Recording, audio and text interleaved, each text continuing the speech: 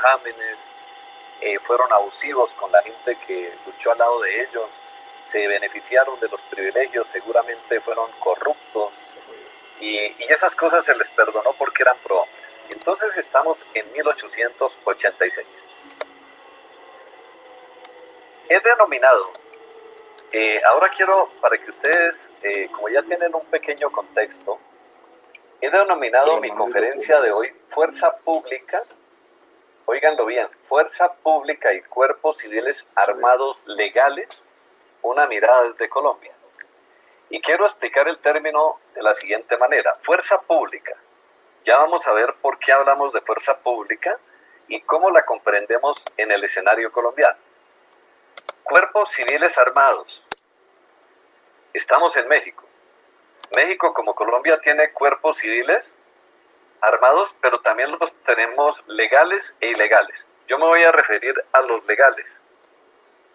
Eso para que les quede claro, porque ustedes comprenderán que yo conozco, puedo decir que conozco parcialmente México, pero ustedes y nosotros tenemos el mismo cáncer de que tenemos unos cuerpos civiles armados que son de otro carácter, que no son legales. Entonces, por eso quise hacer la charla en ese sentido.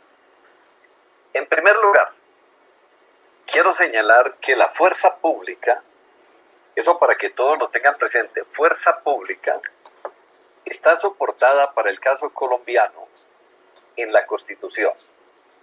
La Constitución política, si ustedes que son cibernautas, tienen la oportunidad de consultarla en internet, en su capítulo 7º establece que el país tendrá una fuerza pública. Pero cuando hablamos de fuerza pública, ¿qué es lo que queremos señalar? La fuerza pública para el caso colombiano, digamos que, excúsenme, el constituyente primario de 1992, el constituyente primario quiso decir que la fuerza pública está integrada por dos elementos importantes: las fuerzas militares y la Policía Nacional. Y eso es bien importante tenerlo en cuenta en este escenario que estamos señalando, porque las fuerzas militares son militares, eso quiero recalcarlo aquí, y la Policía Nacional es una fuerza paramilitar porque es una fuerza civil armada de carácter legal, pero no es militar. Sin embargo, en el constituyente de 1991 se llegó a la aclaración que ustedes lo van a comprender ahora por qué razón se dejó de esa manera. Se dejó en forma exclusiva en su artículo 16 que la fuerza pública la constituyen las fuerzas militares y la Policía Nacional. Así las cosas. ¿Quiénes componen las fuerzas militares? Para ilustrarlos y que ustedes me comprendan, las fuerzas militares están comprendidas por tres fuerzas importantes. La primera de ellas es el ejército, que ha sido una tradición en todos nuestros países, la Fuerza Aérea y la Armada Nacional. Digamos que cuando hablamos de fuerzas militares, en el caso colombiano, hacemos relación a esas tres fuerzas. En el concepto de fuerzas militares no está incluida la Policía Nacional, que eso es importante que lo tengan en cuenta. Está incluida en la categoría fuerza pública, que es bien diferente. Así las cosas, entonces, la finalidad de las fuerzas militares, ¿cuál es? Las fuerzas militares tienen un rol definido en la Constitución, que es defender la soberanía nacional. Ustedes comprenderán, si hay un ataque, una guerra del exterior, entonces ellos tienen el deber de defender la soberanía. Eso no es de la policía. Defensa de la independencia. Ese es el segundo rol de las fuerzas militares. Se suponía que, piensen ustedes, un país imperialista importante quiera venir a dominarnos, entonces en ese escenario digamos que lo correcto es que las fuerzas militares sean quienes defiendan esa independencia. La defensa de la integridad territorial, también porque yo recuerdo a modo de ejemplo, nuestros amigos del Perú a comienzos del siglo XX nos invadieron todo el eje amazónico. Entonces las fuerzas militares tuvieron que defender el territorio. Defender el territorio nacional, esa es su misión. Y la última misión, parte de lo que se ha señalado en el escenario que estamos viviendo del nuevo Estado Social y Democrático de Derecho, se les ha asignado el rol de defensa del orden constitucional. El orden constitucional porque también es de entenderse, por ejemplo, que si se elige a una persona, a un gobernante bajo los parámetros constitucionales, pues ellos tienen el deber de defender. Ese es el horizonte de las fuerzas militares. Entonces, mis queridos amigos, lo que queda claro es que la Policía Nacional pertenece al género que se denomina fuerza pública, pero no a la especie fuerzas militares. La razón. ¿Cuál es la razón? Que la Policía Nacional es un cuerpo armado permanente, para el caso colombiano. Es un cuerpo armado permanente. Eso, la permanencia es una categoría muy importante porque no es un cuerpo accidental, no es que un gobierno de turno decida que va a crear un cuerpo policial para defender su gobierno o sus intereses, no. Tiene que ser un cuerpo con una disciplina, una organización que pase de gobierno a gobierno, pero que tenga unos caracteres que ya lo vamos a ver. En segundo lugar, algo muy importante y que les sirve para ustedes es que la policía, su carácter es de naturaleza civil. Esa es una gran distinción. Y a pesar, aquí quiero hacer un pie de página, la Policía Nacional de Colombia se viste de verde. Es de las pocas policías como la de Chile que se visten de verde, precisamente porque tienen ese aliciente militar. Lo correcto sería como en México que se vistieran de azul. Pero eso simbólicamente en Colombia ha jugado un rol muy importante y creo que el uniforme hoy por hoy en lo que llaman el verde oliva juega un rol importante como lo veremos más adelante. Entonces su naturaleza es civil. Quiere decir que no es nada militar. Lo único fue que se dejó en ese apéndice en la Constitución. Tercer elemento, su presupuesto está a cargo de la nación colombiana. Es decir, todo el pueblo colombiano en sus impuestos sufraga los costos que impliquen los gastos de la Policía Nacional. No son los departamentos, no son los municipios, sino que del gran presupuesto de la nación se va a mantener la Policía Nacional. ¿Por qué hago esa aclaración? Porque antes de 1886, lo que hacían los departamentos era financiar las policías departamentales o los municipios, los policías municipales. Pero ¿eso a qué llevó? A que los gobernantes tenían sus propias policías, como pasa en gran parte de México. Que los gobernantes creen que la policía es de ellos y entonces eso tiene otras consecuencias que no quiero referirme a ellas en este momento. En ese escenario, ¿cuál es la finalidad de la Policía Nacional de Colombia? En primer lugar, mantener las condiciones necesarias para el ejercicio de los derechos y libertades públicas. ¿Qué quiere decir? Que los policías, su misión primordial es garantizar que cada uno de nosotros en la ciudadanía activa puedan ejercer los derechos y libertades públicas. Esos derechos que están consagrados en la Constitución política, ustedes como policías, nuestros policías están en la obligación de defendernos.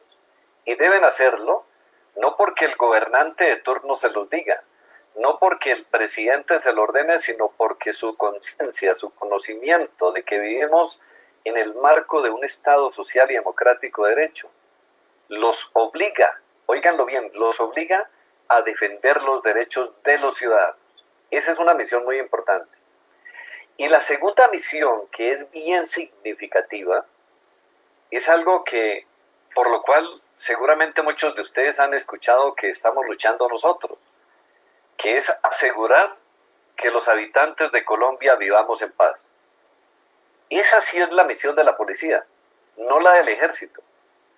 La misión interna es que la policía nos garantice que los ciudadanos colombianos podamos vivir en el marco de un escenario de paz y en ese espacio disfrutar de los derechos y libertades fundamentales. Así las cosas. La Policía Nacional de Colombia, en su carácter de naturaleza civil, tiene unos, digamos, elementos muy importantes para tener en cuenta. En primer lugar, la policía no es deliberante. Y eso ténganlo ustedes muy presente porque más adelante me referiré por qué eso hubo que aclararlo constitucionalmente. La Policía de Colombia, o quien integra la Policía de Colombia, así le gusta el partido de izquierda, de derecha, liberal, conservador, de la Unión Patriótica, del partido que ustedes le quieran, jamás puede tomar partido en ese escenario. Ese carácter no deliberante en las policías garantiza precisamente varias cosas como el respeto, la autoridad, el hecho de que no se apasionen por los partidos que son los que nos gobiernan, y eso está bien, pero lo que quiero decir es que como policías no puede decir uno pertenezco, en el caso de México, pertenezco al movimiento del señor presidente AMLO o al del PRI o al de los otros partidos que ustedes tengan, sino que la policía debe pensar es en defender a sus ciudadanos mexicanos, en su carácter de ciudadanos mexicanos, o en el caso colombiano, para que no se comprometan políticamente porque eso condiciona de otra manera. Otro elemento que logró el constituyente colombiano fue establecer que la policía no puede reunirse por la única orden que se puede reunir es por autoridad legítima. ¿Me explico? Supóngase que un dirigente importante de Colombia quiere reunir a los policías porque considera que las condiciones del país andan mal o equivocadas o un mal manejo, pues eso es de carácter inconstitucional e ilegal. La policía solo debe ser convocada por el presidente de la República, por los gobernadores o por los alcaldes y para el ejercicio de sus funciones. No puede reunirse de otra manera. En tercer lugar, se le quitó a la policía un carácter no puede dirigir peticiones. Y eso es entendible, mis queridos amigos. La policía no puede hacerle peticiones a los gobernantes. Por una razón elemental, porque los policías están armados, tienen las armas, tienen la fuerza. Entonces, imagínense ustedes, les guardo la proporción, piensen en un sindicato y que el sindicato estuviera con armas para exigir sus peticiones. Pues es de entenderse que por la fuerza todo el mundo les diría que sí. Se le quitó ese carácter precisamente porque la policía se les entrega las armas, tienen autoridad, se les da un poder, están en todo el territorio nacional, entonces podrían colocar en jaque a la democracia. Por esa razón, ese es un ingrediente muy importante que hay que tener en cuenta, de que no pueden dirigir peticiones. Pero el mismo constituyente, en su inteligencia superior, también dijo, bueno, la policía sí puede hacer peticiones, pero explicitó, aclaró en qué casos puede hacer peticiones. Y solo en 2 casos puede hacer peticiones. Cuando se trata de asuntos que se relacionan con el servicio. Es decir, piensen ustedes, a una misión policial se le asigna una... Entonces, con relación a ese servicio pueden pedir aclaraciones, las dudas que tengan con sus superiores, etcétera. Y segundo, por la moralidad del servicio, porque recuerden que como policía es una institución de carácter cerrado, tiene una disciplina, una organización, pero pueden haber cuestiones de carácter inmoral. Entonces, con relación a esas cosas, digamos que la Constitución garantizó que los policías puedan pedir explicaciones. Salvo esas 2 situaciones, digámoslo así, no se puede hacer otra cosa. Algo que debemos señalar, que la policía, como parte de la fuerza pública, igual que los demás integrantes de la fuerza pública, y que ya señalábamos que era el ejército, la fuerza aérea y la fuerza naval, la Armada Nacional, no pueden ejercer el sufragio. El derecho de sufragio de que gozamos todos los ciudadanos se le quitó a la policía a partir de 1886, pero en la Constitución del 91 se dejó muy claro. La policía ni las fuerzas militares pueden participar votando en las elecciones. Y eso es entendible por una razón. A veces los policías cuando están en proceso de formación me dicen, pero eso es antidemocrático. Nosotros tenemos derechos, tenemos familia, podríamos elegir, ser elegidos. No se puede porque los policías dependen del Ejecutivo. Y ustedes imagínense que un gobierno, para ilustrarlos, como el presidente AMLO, les diga, todos los policías de México tienen derecho a votar por mí. Pues es una orden y la orden se cumple.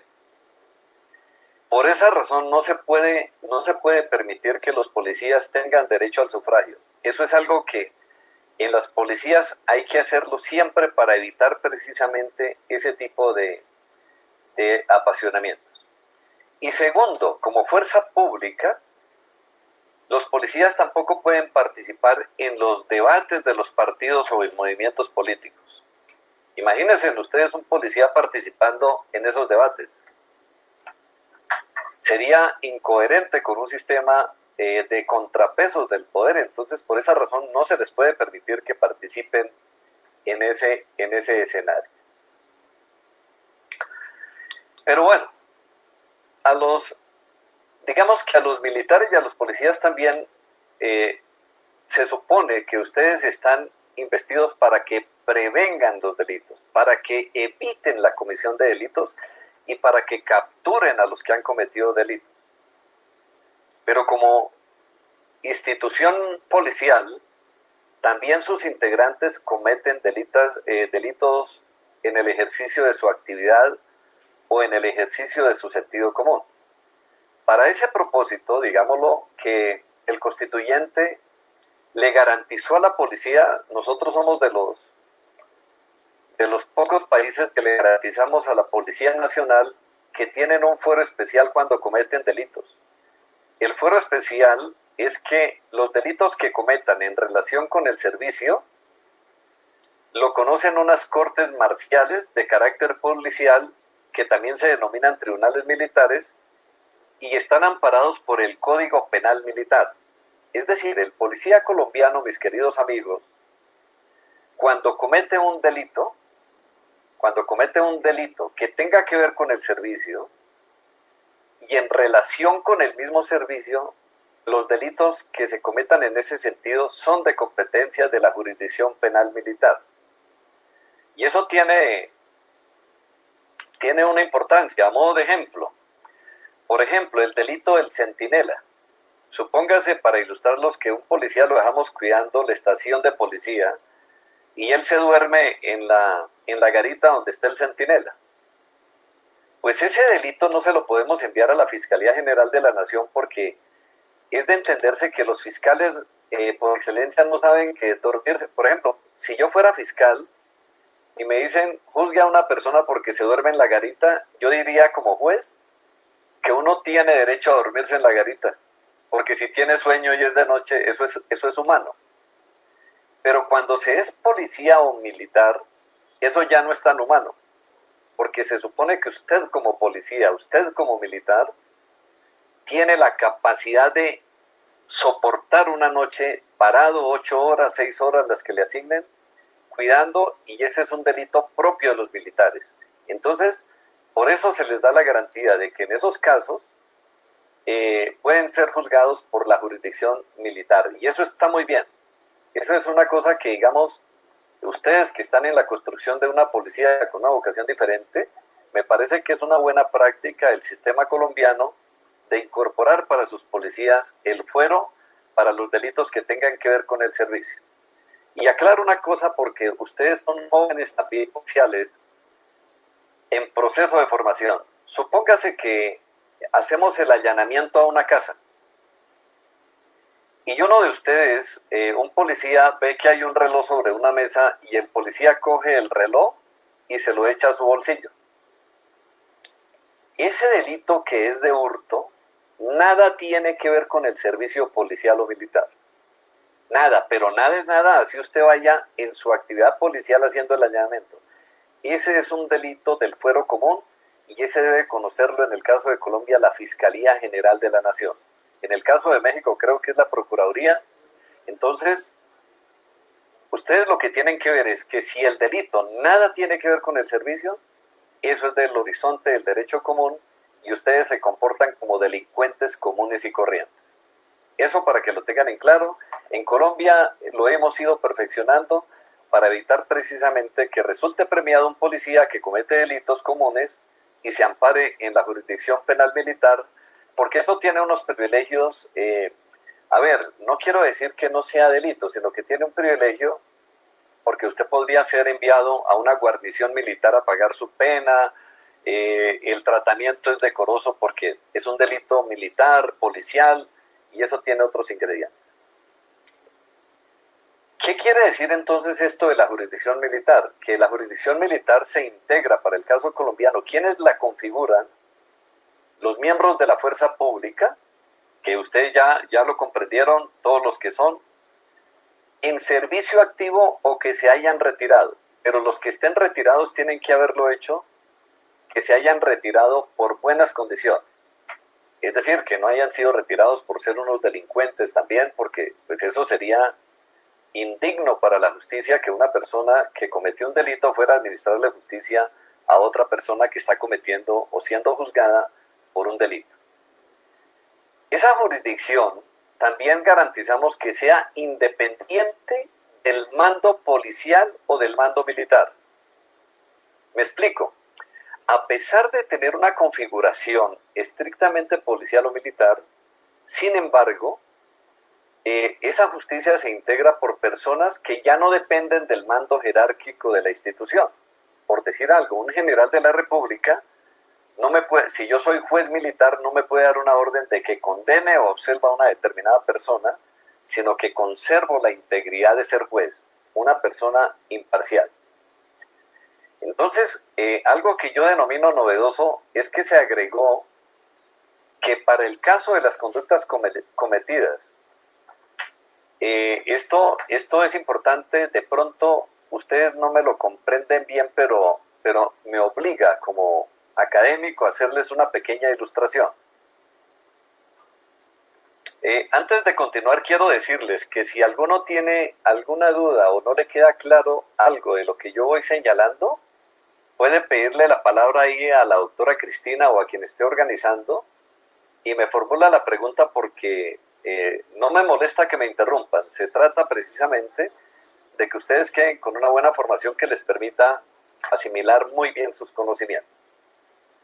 Les decía que algo novedoso que quiero señalar que se le agregó para el caso colombiano en el marco de la policía es que nosotros vivimos un conflicto armado de carácter irregular en todo el país.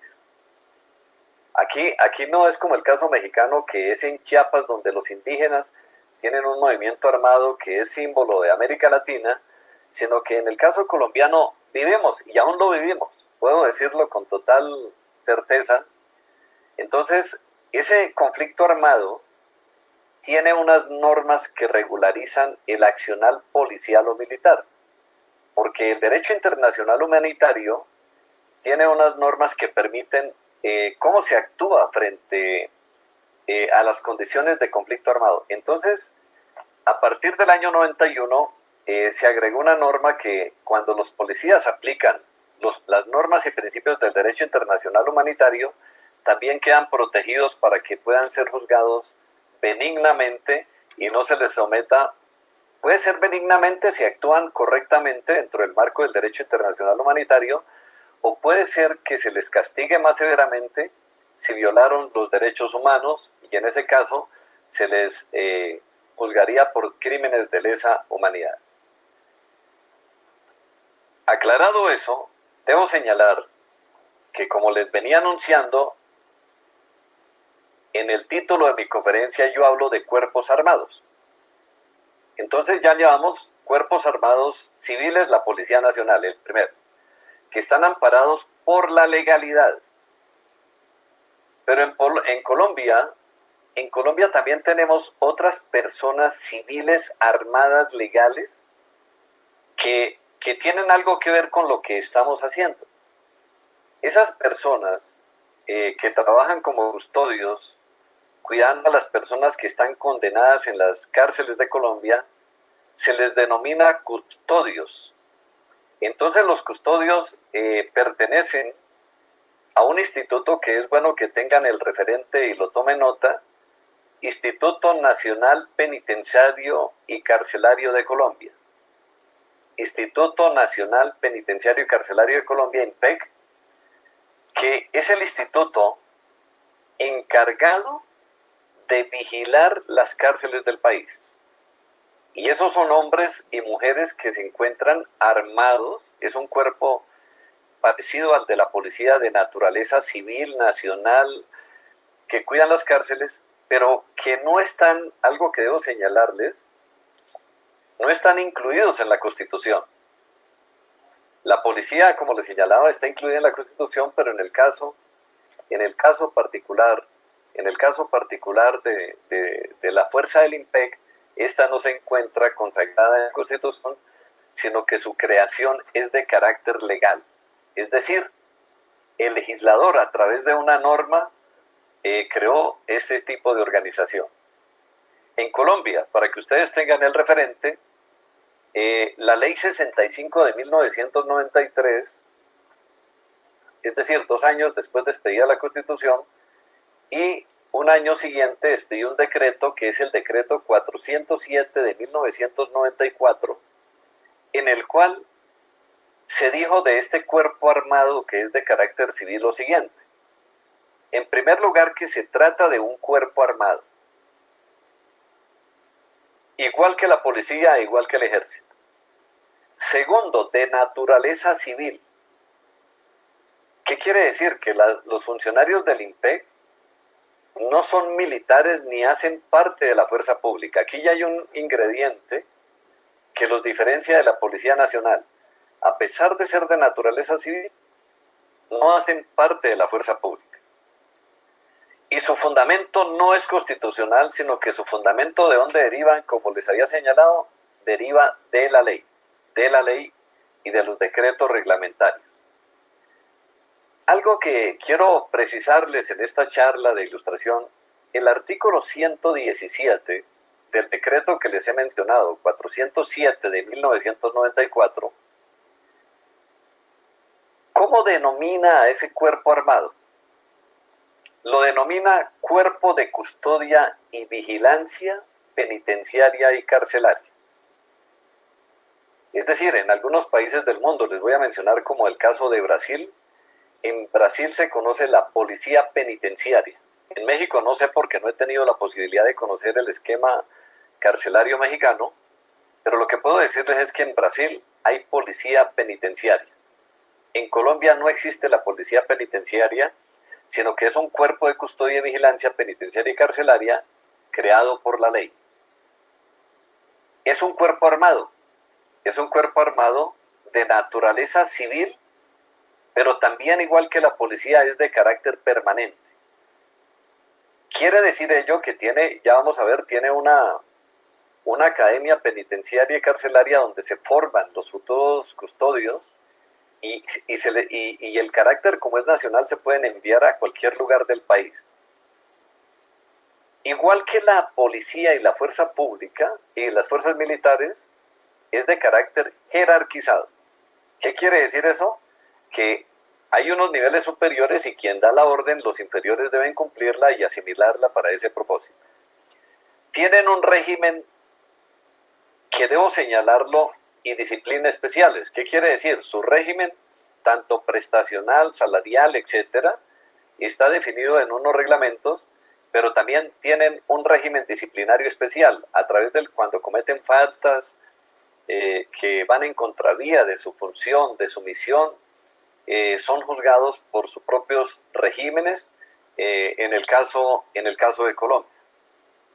Debo señalarles que para el caso de los regímenes disciplinarios, para el caso del régimen disciplinario,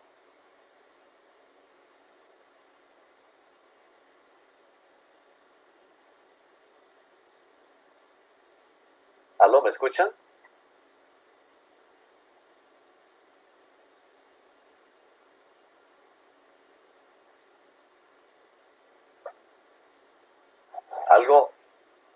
¿Me están escuchando? Escucha perfecto, doctor. Ah, bueno, es que aquí perdí, no sé qué pasó, se me fue la imagen mía se me fue a probar. Pero bueno, ya volvió, algo había pasado. Ya, sí, ya volvió.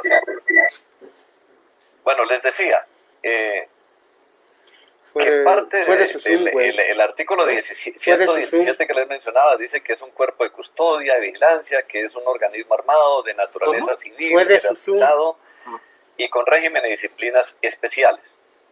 Aquí vale la pena señalar que en el caso de Colombia, para que ustedes sepan, porque algún día tendrán la oportunidad seguramente de venir a hacer un intercambio, ¿qué quiere decir? Que Se ve negro. el IMPEC, que es el que controla la disciplina de los custodios, puede disciplinarlos a quienes hagan parte. Pero en Colombia la Procuraduría General de la Nación también puede disciplinar y tiene un poder preferente y especial. 62 ¿Qué quiere decir eso? tuya, Que ¿no? cuando la Procuraduría considera que una persona no es juzgada correctamente, en ese caso quita el proceso a quien lo tenga Sí se ve. y permite, digamos, ella misma hacer el juzgamiento. A diferencia de la Policía Nacional, Aquí se estos ve negro, funcionarios güey, no del sé IMPEC si se ve o no. sí ¿Qué- pueden qué dice ejercer que el se ve? derecho de sufragio. Va algo así como de derecho de sufragio. Para güey, que les algo quede así. claro, los Está negro policías la no pantalla. pueden ejercer el derecho de sufragio a pesar de ser cuerpo civil armado. Los del IMPEC sí pueden votar, En negro. para que ustedes lo comprendan.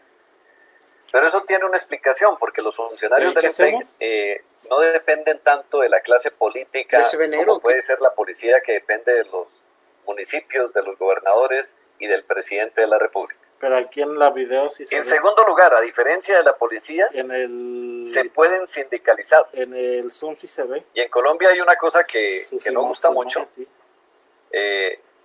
El IMPEC tiene como 80 sindicatos a nivel nacional. Es una fuerza que en Colombia se pueden sindicalizar cada 25 hombres. Entonces lo que han hecho algunos funcionarios es sindicalizarse y tienen muchos sindicatos para hacer peticiones. Y lo otro, que a diferencia de la policía, los funcionarios del IMPEC pueden hacer derechos de petición los que quieran, porque son ciudadanos comunes y corrientes y a pesar de estar armados pueden ejercer ese derecho de petición.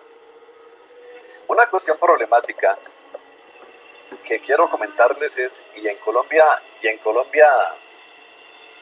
se ha debatido mucho, es que es curioso, por ejemplo, que un cuerpo armado como el IMPEC de naturaleza civil permanente pueda sindicalizarse. Y algunos dicen, bueno, pero si le permiten al IMPEC sindicalizarse, ¿por qué a la policía no? Pero esa es una discusión fuerte. En mi opinión, lo correcto sería que no pudieran sindicalizarse, porque me parece a mí que mientras tengan armas, que el Estado se las paga, que los ciudadanos se las entreguemos, que los mantengamos uniformados, me parece a mí que no es lo correcto, pero sin embargo así opera en Colombia. Es decir, como les señalaba, hay unos 82 sindicatos que el país tiene. Y otra cuestión problemática es, por ejemplo, piensen ustedes en lo siguiente: supóngase que los 82 sindicatos del IMPEC deciden irse a huelga. Si se van a huelga, entonces, ¿qué pasa con las personas que están detenidas en las cárceles? Los abandonan en sus derechos, se pueden evadir, ¿qué pasaría? Ese es un problema de calado profundo y que no quiero referirme, pero digamos que está latente en este escenario. ¿Cerramos?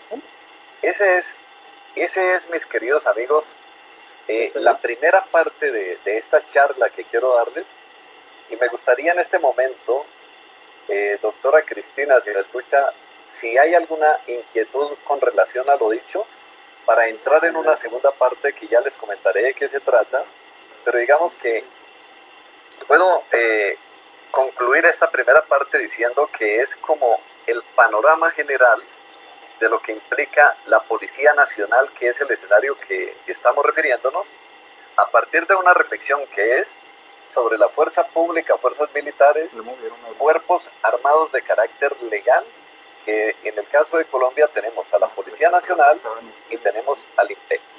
Entonces, si hay alguna inquietud hasta este momento, con la mayor confianza y con la mayor sencillez pueden formularla, porque recuerden que ustedes están en un proceso de formación y lo interesante es que quedemos con cosas claras para que ustedes en el futuro también puedan incidir en la construcción de una policía lo mejor para México. Porque ya verán ustedes cómo este proceso de construcción de un ideario, de una emancipación, de una ideología de la policía, implica precisamente los aportes de quienes hacen parte, de quienes viven en carne propia este escenario policial. Entonces quisiera escucharlos. Bueno, doctor, ¿me alcanza a escuchar? ¿Me puede escuchar? Claro que sí, doctora, buenos días. Resolvimos un poco el tema del sonido porque teníamos ahí como un eco que no nos dejaba. Correcto, ahora mejoró el sonido, déjeme decirle que sí, mejoró bastante el sonido. Perfecto. Bueno, aunque quizás no me escuche, voy a estar aquí moviéndome en el auditorio, perdón, me escucha, pero no me vea.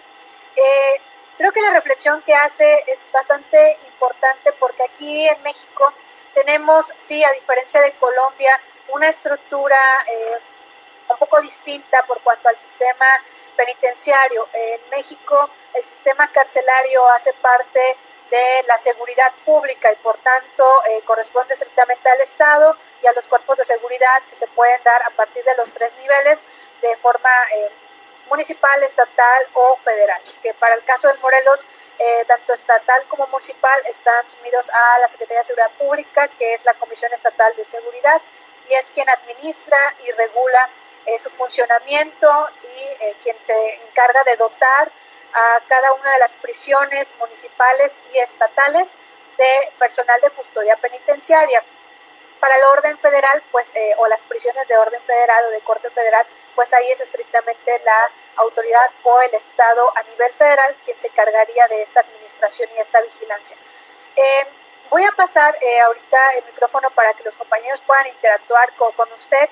A mí tengo varias ahí anotaciones que me gustaría hacer. De hecho, también en algunas redes ya hicieron preguntas que también me gustaría hacerle. Un poco, quizá a lo mejor alguno de los compañeros lo aborda. También cuando comentaba el tema de si las policías o el personal de custodia penitenciaria puede votar en México, sí puede votar, solamente que aquí vamos a entrar a un debate de asegúnes, ¿no? Porque, o como decimos coloquialmente en México, porque aunque constitucionalmente pueden ejercer el voto como cualquier otro ciudadano en las jornadas electorales, muchos de ellos están limitados a los tiempos, horarios o incluso sujeciones de algún tipo de operativo, de algún tipo de indicación que reciban de su superior o por auxilio de la fuerza que de pronto se llega a suscitar en las jornadas electorales, y muchos de ellos los tienen remitidos o acuartelados, como se dice, no les dan el espacio para salir a votar. En muchos casos se les pide salir a votar, pero sin uniforme, y entonces de aquí a que llegan a casa se cambian o hacen el término de la jornada laboral, de pronto pues ya no les alcanza el tiempo para poder hacerlo, y en otros ejercicios de jornadas electorales en México ha pasado que se han quedado sin ejercer el voto, ¿no? Entonces ese es un punto bien interesante. A lo mejor alguno de ellos quiere expresar su opinión o cuál ha sido su experiencia en otros ejercicios pasados, pero me parece interesante. Y algo que también comentó al inicio respecto a la estructura o la radiografía que vive Colombia por cuanto a la seguridad, creo que aquí en México lo hemos escuchado bastante, que ahora vivimos en una crisis de seguridad pues muy importante. Ellos que son oficiales de custodia penitenciaria pues lo viven desde esta otra estructura, desde esta otra cara, y me gustaría mucho, voy a invitar aquí a los compañeros a que un poco también puedan dar su opinión al respecto y con respecto también a lo que el doctor pues nos acaba de señalar. Entonces por aquí voy a iniciar. Un compañero había levantado la mano. ¿Le paso el micrófono? Sí, buenos días. Ya pues Buenos días. pues ya como comentaba, ya habló un poquito de la misión policial, y quisiera saber ahora cuál es la visión pues que tengan ustedes en el desarrollo para la seguridad pública, si van a hacer una regenería, van a hacer alguna reforma policial, qué garantías tienen la policía, ¿no? En sus horarios, en su calidad de vida también para el policía, porque pues bien ya nos habla de conducta, nos habla de, de labores, nos habla de peticiones, ¿no? De la naturaleza, ¿no? Pero sí quisiéramos también saber garantías para la policía y calidad de vida, ¿no? Y pues la visión también, que a dónde va, ¿no?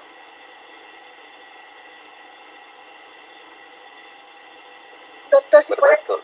Déjeme, Cristina, de una vez. Sí, le resuelvo de una vez para con eso vamos evacuando. Debo de señalarle, mi querido amigo, que la Policía de Colombia tiene muchas garantías. Y una de las garantías, ¿cuál es? Que los policías se pensionan a los 20 o 25 años desde que inician su actividad como policías. Eso los obliga a varias cosas. Ustedes les contrarresta derechos. Es decir, el policía no tiene horario, para que usted sepa. Es decir, no trabaja como los demás trabajadores de 8 a 12, de 2 a 6, 8 horas, algo así, no. Policía tiene un horario diferente y el policía trabaja casi que 24 horas, para que usted lo sepa. Pero ese sacrificio se ve compensado porque, supóngase que un policía comienza a los 18 años a trabajar, a los 38 años se pensiona. Ese es un privilegio que solo lo tiene la fuerza pública, para que ustedes lo sepan. Es decir, no lo tiene ni los funcionarios del IMPEC, sino la policía y las fuerzas militares. Ese es un gran privilegio que tiene. Y en el marco de prestaciones, la Policía Nacional de Colombia tiene garantías de todo orden. Tiene prestaciones, derecho a vivienda, a recreación. Tiene ese propiamente, digamos que no sería el tema de esta charla, pero le puedo decir que tiene mejores garantías que muchos trabajadores del país. Lo único es que sus horarios, el policía no tiene horarios. El policía no puede decir, por ejemplo, yo trabajo hasta las 6 de la tarde, me voy para la casa. No, porque si hay una misión y si tiene que seguir después de las 6 de la tarde, pues tiene que seguir. Y no puede decir que no, porque ni puede alegar derechos, porque eso no hace parte propiamente de esa situación de alegar derechos, sino es que tiene unos privilegios que no tenemos los demás ciudadanos. Ese privilegio es que los demás ciudadanos, por ejemplo, en el caso de Colombia, yo me pensiono hasta los 62 años. El policía se pensiona a los 38 años. Eso es un premio que la sociedad le da, pero tiene que sacrificar en algo de su tiempo. ¿Sí me hago entender? Y nosotros, como la policía es de carácter nacional, hay unos derechos que no tiene como cualquier trabajador. Por ejemplo, el policía no puede decir que se quede en Bogotá porque está cómodo. No, si hay que mandarlo a la frontera, tiene que irse. Ese es su problema, porque la policía es de carácter nacional, es jerarquizada, ya vamos a ver, y entonces a donde lo envíen tiene que irse porque tiene esa preferencia. ¿Sí me comprenden? Entonces, por ser de carácter nacional, se desplaza. Supóngase que la policía mexicana fuera nacional. El que esté en Cuernavaca lo pueden mandar a Sonora o a Baja California y tiene que irse. No puede decir que su derecho es a mantenerse ahí en su territorio, no. El carácter nacional lo obliga precisamente a desplazarse a donde las necesidades del servicio lo requieran. Esa es la condición. Es como lo que le puedo decir con relación a esa pregunta. Gracias, doctor. Por aquí también nos preguntan en redes sociales, creo que un poco siguiendo también a las condiciones de prestaciones, si los cuerpos policiales o los que se encuentran suscritos a la Policía Nacional cumplen con estándares de homologación salarial, en el entendido de que si hay grados policiales o si existe un sistema de carrera policial y o profesionalización policial. Claro, Colombia sí se precia desde el año, en la charla que continuó les explicaré precisamente cómo se fue configurando eso, pero les adelanto, desde el año 62 la Policía Nacional tiene una equivalencia de sus salarios al ejército, que fue el primero que se organizó. Entonces los salarios de la policía, pues nosotros somos un país que no es un país de muchos recursos, sin embargo, en el contexto, los salarios que ganan los policiales son aceptables, es decir, les permite vivir decorosamente. Tienen prestaciones, se les asigna, tienen derecho a sus vacaciones, tienen derecho a unas garantías de vivienda. Después de unos años les ayuda el Estado. Por ejemplo, después de 15 años, si mal no recuerdo, ustedes por ese hecho tienen ayuda para que puedan adquirir vivienda para sus familias. Tienen colegios como el policía se mueve, mira algo muy bueno de la Policía Nacional de Colombia, y es que como el policía, por ejemplo, tenemos un policía en Bogotá y lo mandamos a La Guajira. La Guajira es el extremo en el Caribe. Entonces, el policía se desplaza con su familia y sus hijos. Hay colegios de la policía, entonces no se les perjudica el cambio de colegio a los hijos. Tienen colegios policiales en todo el país que les permiten trasladarse con sus hijos y ponerlos a estudiar allí. Eso es una cosa muy buena. Tienen sitios de salud. La salud de la Policía Nacional puedo decir que es una de las, decir de lo mejor o de lo peor a mí casi no me gusta hablar, pero podemos decir que es de buena salud. Tienen unos buenos centros de salud muy bien equipados en todo el país. Estratégicamente están ubicados, no quiero decir que en todos los pueblos porque eso sería imposible, pero digamos en los sitios importantes donde el policía puede, tiene buenos hospitales, están bien dotados, tienen asistencia médica, creo que de las mejores entre la clase trabajadora que gozamos, digamos, de salud, podemos decir que la tienen bien. Entonces, desde esa perspectiva, digamos que hay esas garantías existen. Creo que por ahora no hay otra pregunta. Entonces, si gusta, doctor, le voy a ceder la palabra para que dé la segunda parte de la charla y con ello vayamos cerrando el inicio de la sesión. Tenemos o habíamos dispuesto 2 horas para este primer seminario. Entonces, el ejercicio es el mismo. Si alguno de ustedes va teniendo dudas respecto a lo que el profesor Omar va exponiendo, levanten la mano y con mucho gusto les voy a ir cediendo el micrófono. Adelante, doctor. Gracias. Gracias, doctora Cristina. Entonces, ahora quiero comentarles algo que yo quería aprovechar en esta oportunidad, y es una reflexión. Seguramente hacia el futuro tendremos la oportunidad de volvernos a ver, sea presencialmente o a través de este medio, que digamos por las condiciones que todos vivimos nos tocó asumir. Pero quiero compartirles a partir de este momento cómo fue la construcción de ese concepto, de esa categoría, Policía Nacional de Colombia. Eso muchas veces no es entendible porque cuando uno piensa Policía Nacional de Colombia, uno a veces piensa que fue un mago hablo de que un dirigente muy importante de Colombia, un policía se le ocurrió inventársela y darle esa sabiduría que hoy tiene. No, la Policía Nacional, vamos a ver cómo se construyó, para que ustedes vean, porque guardadas las proporciones, casi todos los estados nuestros, desde México hasta Argentina y la zona del Caribe, las policías colombianas tienen la misma problemática, han pasado por los mismos escenarios. La diferencia con ustedes, mis queridos amigos, es que ustedes, México, Argentina, Brasil, creo que no son más, son estados federales. Entonces, como estados federales, tienen un problema que de entrada es el siguiente, o sea, el gobierno nacional tiene una policía que es la federal y los gobiernos locales tienen sus propias policías.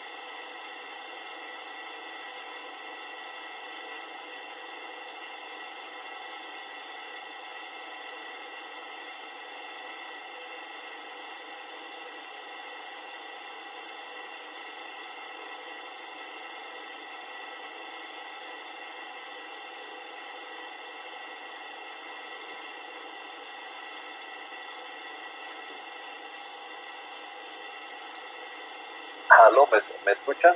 ¿Me escuchan? Escúchame que, Hola, doctor, sí, ya lo escuchamos. Sí, Se es que- desconectó, pero ya está. y es que eso es también de lo que nos ha pasado. Esto funciona bien, pero también en Colombia hemos tenido dificultades también de conexiones por momentos, pero escúchame.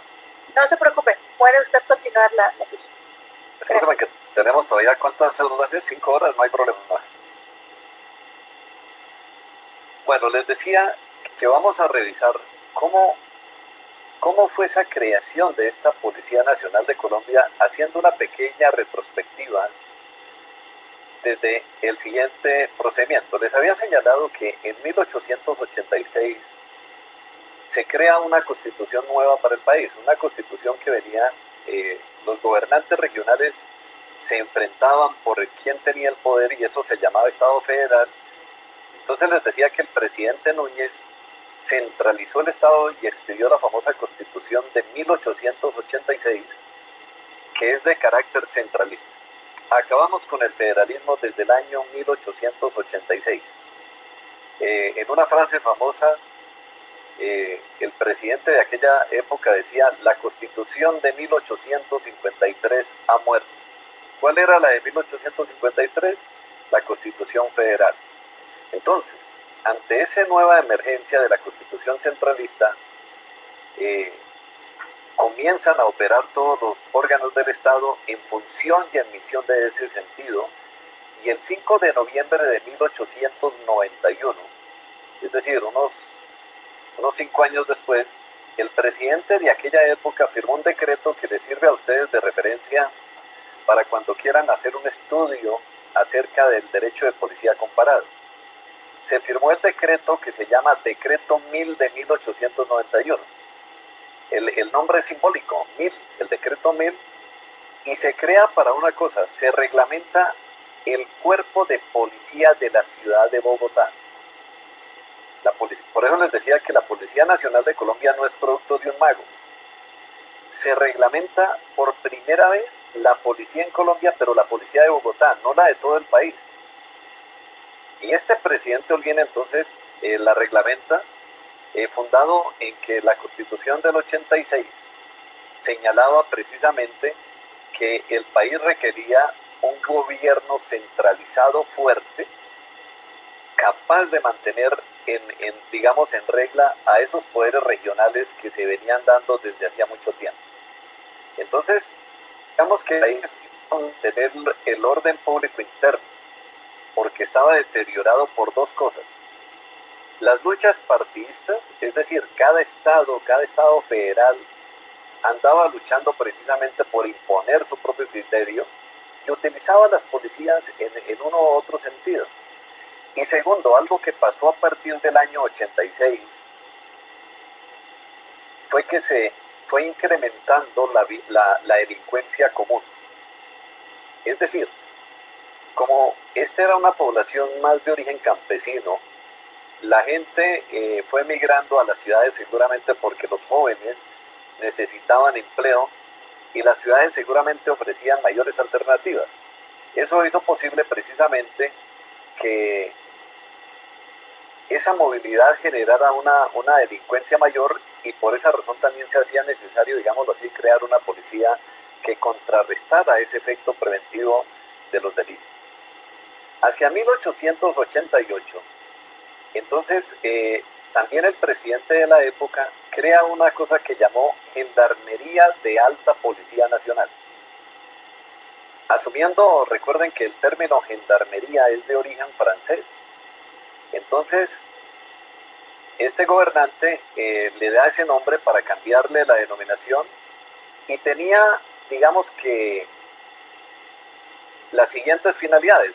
De un lado, prestar la seguridad en la capital de la República, porque ya se estaban cometiendo muchos delitos, pero también, como era un buen modelo de policía, entonces ese buen modelo de policía de Bogotá querían trasladarlo a las regiones.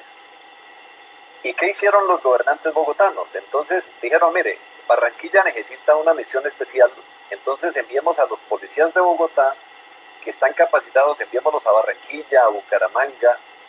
Es decir, el gobierno, donde quería enviar una misión porque consideraba que los policías de Bogotá habían sido bien formados, tenían una mayor capacidad operativa, eran mucho más confiables. Entonces, con esos policías se fue implementando, fíjense ustedes, que el policía de Bogotá, que había recibido una buena formación, se fue desconcentrando y yendo hacia las regiones del país, pero seguía siendo una policía local, la policía de Bogotá.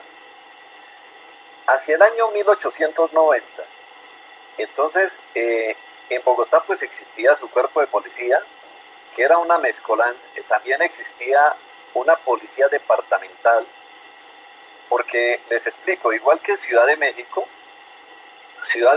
es la ciudad capital, tiene autonomía, pero Ciudad de México está inserta, si no estoy mal, en el Estado de México. Pero el Estado de México es diferente a la capital. En el caso de Colombia, el departamento donde está incrustada Bogotá se llama Cundinamarca, pero Cundinamarca no administra Bogotá, ni Bogotá administra Cundinamarca. Entonces, Bogotá tenía su policía municipal y existía algo que en 1890, piensen ustedes, como no existía energía eléctrica todavía, existían lámparas en las calles. Yo creo que muchos de ustedes han ido al centro histórico de Ciudad de México, ahí en Cuernavaca, y yo supongo que era igual. Existían en las esquinas como unas antorchas y se creó un cuerpo de policía que se llamaba el Cuerpo de los Serenos, serenos con S, serenos. Y ese cuerpo de serenos solo vigilaban de noche, pero eran policías. Esos policías no se capacitaban, sino los pagaban los comerciantes de la región para que les cuidaran sus negocios, y ellos se encargaban precisamente de mantener el orden y de que la delincuencia no se apoderara de las calles en medio de la noche. Entonces debemos señalar que esos cuerpos de policía que se crearon así, departamentales, municipales, de Bogotá, serenos, esos cuerpos no tenían ningún tipo de preparación. Aquí decían en Colombia en alguna época que para ser policía, y eso lo digo con admiración, porque no lo digo despectivamente, era porque no teníamos más, que para ser policía, ¿qué se requería? Que usted se presentara, le ponían un uniforme nuevo, le daban un arma y arranque a ser policía. Pero si servía o no, eso no importaba. No recibía ninguna formación. Entonces, esa primera policía se caracteriza porque no tenía ninguna formación. Muchos de ellos ni sabían leer ni escribir, para que ustedes se hagan a la idea. Entonces, se trataba era más bien como de hacer presencia, de que el policía uniformado intimidaba a la gente y que eso evitaba los hurtos, las luchas partidistas, lo veían como el sinónimo de autoridad, así no tuviera ninguna autoridad sobre nadie. Esa policía duró un buen tiempo, y el presidente Holguín, que en esa época estaba hacia el año 1890, tramitó ante el Congreso una ley que fue la Ley 23 de 1890, que tenía varios propósitos. El primero de ellos era crear, el segundo organizar, y el tercero sostener un cuerpo de policía. Es decir, se dieron cuenta que esa policía, los gobernantes de la época, muy de olfato, se dan cuenta que la policía no podía estar de esa manera en manos de los políticos departamentales, del presidente de la República o de los políticos municipales. Se dieron cuenta que había que organizarla, se dieron cuenta que había que sostenerla, y para sostenerla había que tener dinero. Pero además se dieron cuenta de una cosa, que los colombianos no teníamos gente competente para capacitar a los policías. Los policías no podían ser capacitados por cualquier parroquiano o porque se pusiera el uniforme y empezara, o porque supiera manejar armas. No, porque el concepto de ser policía no es solamente el concepto de andar con un arma en la calle y darle seguridad a la gente. Es un concepto en el mundo de hoy de conocer los derechos del ciudadano, de saber cuáles son las garantías, de conocer la institucionalidad, de saber en qué marco de Estado social y democrático se inserta el policía. Es decir, el policía hace parte de una figura sistémica. hace parte de la autoritas, del reconocimiento de la población por el ejercicio de la autoridad, de que se le valore, se le respete. Entonces, en ese sentido, digamos que teníamos una clase política que ya pensaba que había que contratar a expertos que supieran de policía para venir a enseñarle a los colombianos cómo hacerlo. En ese escenario, entonces, estos políticos comisionan. Dijeron, bueno, miremos a ver quiénes son los chachos de la policía en el mundo. Ese término chacho es muy colombiano, no sé si en México lo utilicen, pero chacho hace relación a que es el experto, el Sherlock Holmes, el que sabe de policía. Entonces pensaron o en Inglaterra o en Francia, pero se quedaron con Francia. Entonces hicieron un convenio en la época con Francia para que Francia nos prestara aún ese sí cacao sobre derecho de policía y viniera y nos enseñara a los colombianos a ver cómo configurar una policía nacional. En ese escenario, aquí hay un referente histórico muy importante. Nos enviaron a un comisario de policía que se llamaba Jean-Marie Marcelino Gilibert. Marcelino Gilibert se suponía que era el experto y lo escogieron por dos razones que también voy a hacer aquí una pequeña aclaración. Se le escogió por lo siguiente: Marcelino Gilibert, en primer lugar, hablaba español. Ustedes imagínense, a finales del siglo XIX, en Colombia, para que alguien hablara francés e inglés, eso era escaso, eso era excepcional. Por ahí la burguesía, los dirigentes políticos, y ni ellos.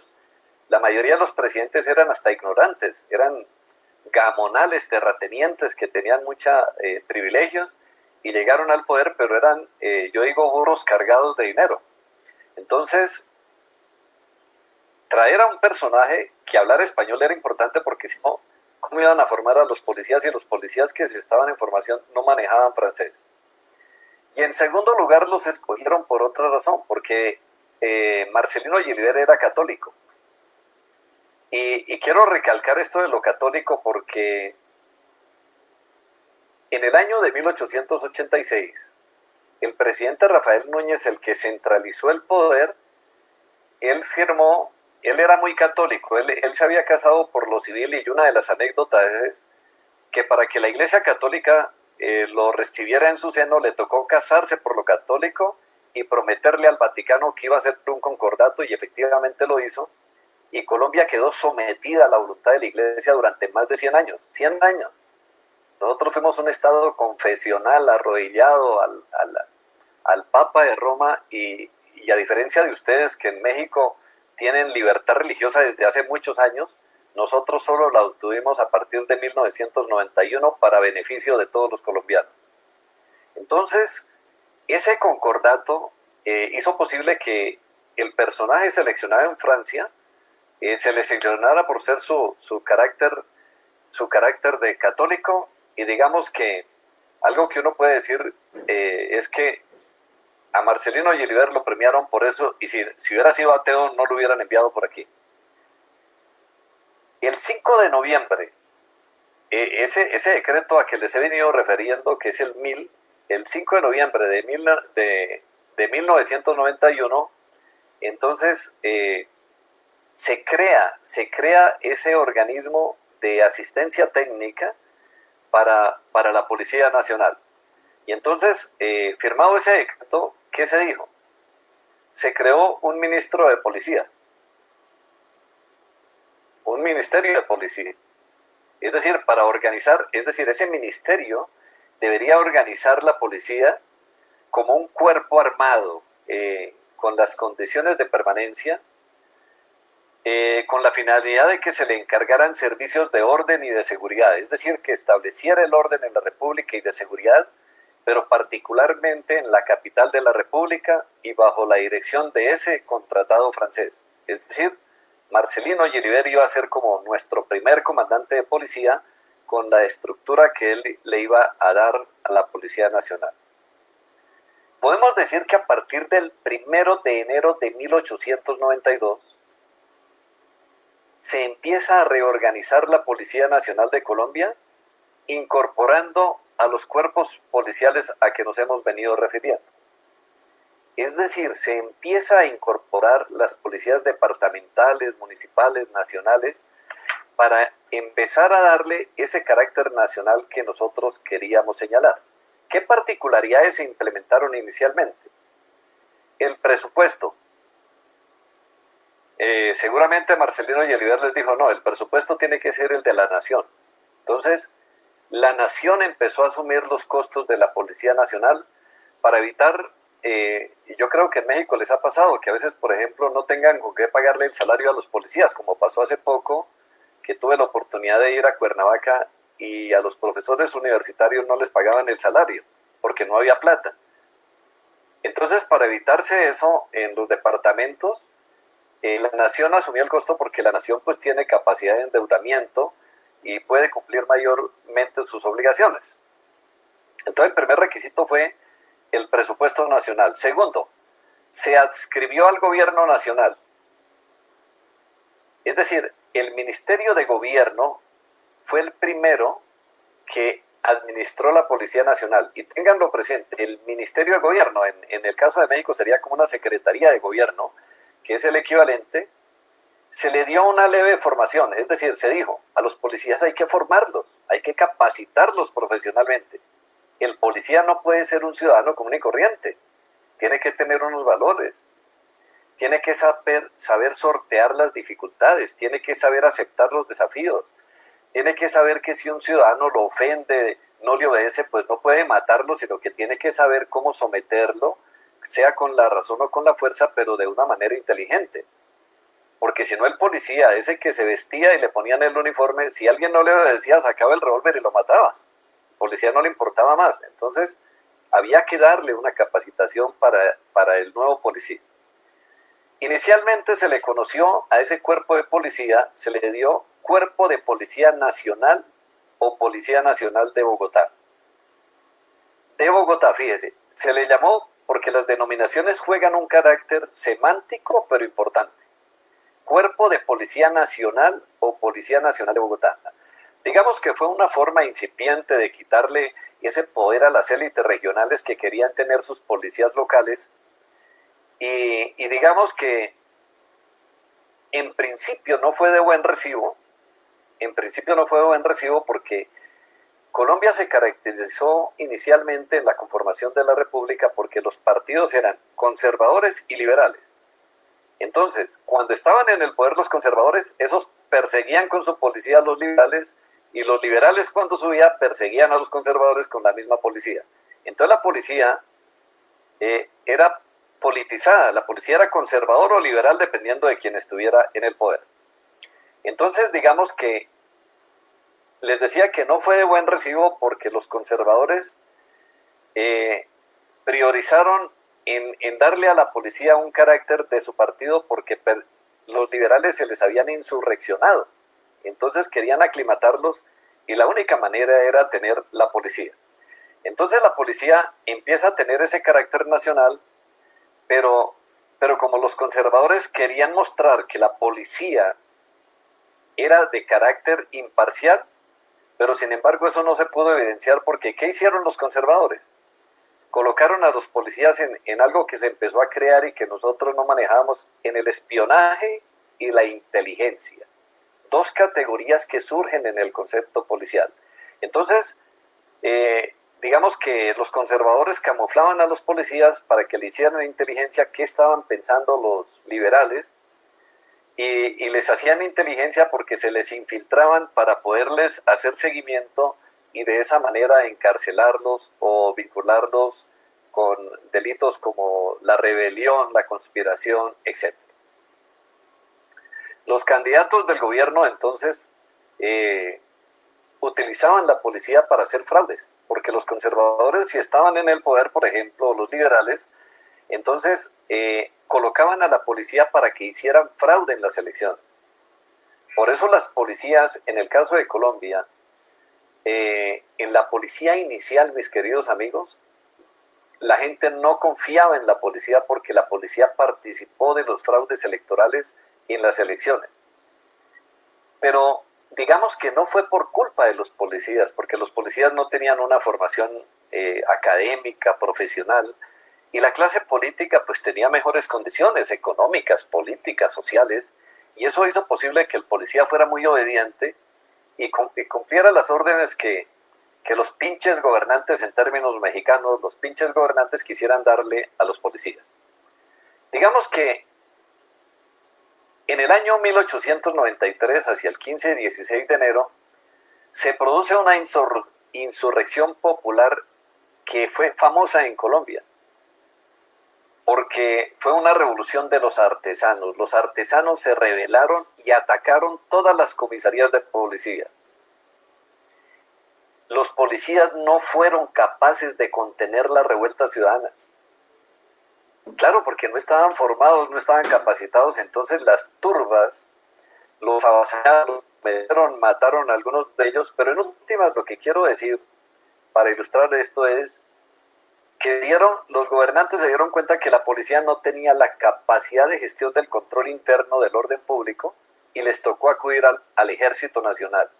El ejército, por lo que yo les decía, el ejército ha significado mucho en la tradición político-jurídica nuestra, y casi que en todos los países hay una tradición y la gente respeta mucho al ejército porque dicen que es el símbolo de la independencia. Entonces el ejército terminó haciendo el control interno del orden público, que no era su función, pero digamos como la policía no tuvo la capacidad de contener esas revueltas, se les ocurrió acudir al ejército y el ejército efectivamente pacificó, digamos, el escenario. Ahora bien, ahora vamos a ver qué pasa de ahí en adelante. La ruta de construcción del concepto de policía entra en un proceso de lo que los expertos llaman desintegración, porque la policía se desintegra a partir de este acontecimiento, se suprimen los cargos, se licencian los funcionarios de policía, pero también se les ocurre, bueno, miremos, creemos un nuevo cuerpo de Policía Nacional. ¿Recuerdan que yo les había dicho que la policía dependía del Ministerio de Gobierno? Entonces dijeron, seguramente fue por eso, el Ministerio de Gobierno administra las cosas políticas, no tiene la preparación suficiente para contener las turbas que avasallan ante una revuelta. Los políticos de 1892 a 1898 se caracterizan porque crean un nuevo cuerpo de Policía Nacional, pero esta vez dicen, oye, pasémoslo al Ministerio de Guerra, no al Ministerio de Gobierno, sino al Ministerio de Guerra. En esa época se llamaba así. Porque si no fueron capaces de contener esa turba de los años anteriores, pues coloquémoslo al lado del Ministerio de Guerra porque allí están los militares y eso le darán entrenamiento a los policías. Entonces en octubre de 1899 estalló algo también que en la historia de Colombia se llama la Guerra de los 1000 días. Y para ilustrarles un poco en qué consistió, los liberales y conservadores se enfrentaron y la guerra duró 1000 días exactamente, fueron 3 años. Y en esos 3 años, ¿qué fue lo grave que nos pasó? Que perdimos territorio, perdimos a Panamá. Panamá era un departamento de Colombia y un militar precisamente, el general Esteban, que estaba allá en Panamá, le entregó el departamento a los gringos y los gringos se quedaron con el departamento de Panamá porque pues tenía unas condiciones económicas, el canal y esas cosas, y la guerra duró 1000 días, pero una vez pasa la guerra de los 1000 días que termina en 1902, la clase política también un poco consciente, no teníamos policía, se habían suprimido los cargos, solo estaba el ejército, empezaron a ver varias cosas. Primero, que por cuestiones de presupuesto había que pensar nuevamente en una policía nacional. Había que pensar porque estábamos perdiendo territorio y precisamente obedeció al desorden interno que el país tenía y que los extranjeros supieron aprovechar. Había una escasez de militares, pues imagínense, una guerra de 1000 días, ustedes comprenderán que dejó muchos muertos, muchos de nuestros jóvenes militares, hombres ilustres, murieron en esa guerra, porque los intelectuales de la época se iban a la guerra como generales, y seguramente muchos de ellos murieron. Eso hizo posible entonces que nos quedáramos sin los hombres, entre comillas, inteligentes que hubieran podido organizar.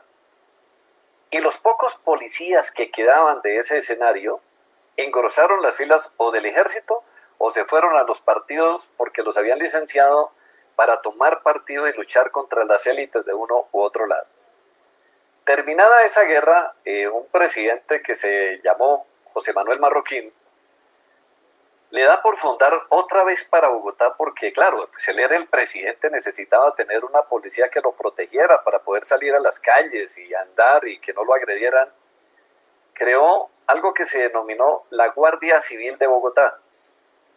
La Guardia Civil de Bogotá, fíjense.